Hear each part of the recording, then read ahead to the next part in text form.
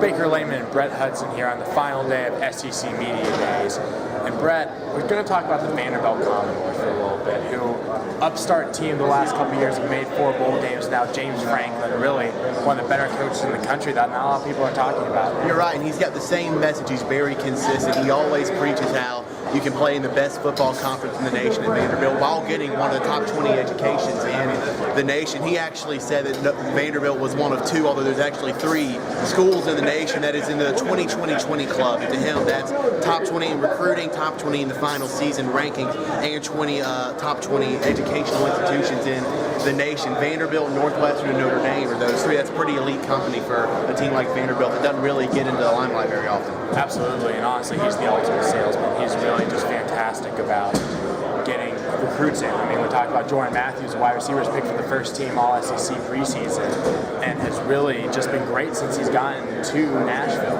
And you can't say anything but good things about how James Franklin has coached him up, and all his players love him, which is really the great thing. I hadn't seen a more confident player than Jordan Matthews in SEC Media Days in 3 years being here. He really impresses me, and he's due up for big things this year. Yeah, no, I said the exact same thing. I sent out a tweet out earlier on the Leyman's Twitter feed saying that, of a week filled with confident people and some in wrong areas, Jordan Matthews has every reason to be confident, and they could really have one of the best wide receiving duos or cores in the SEC and possibly the country.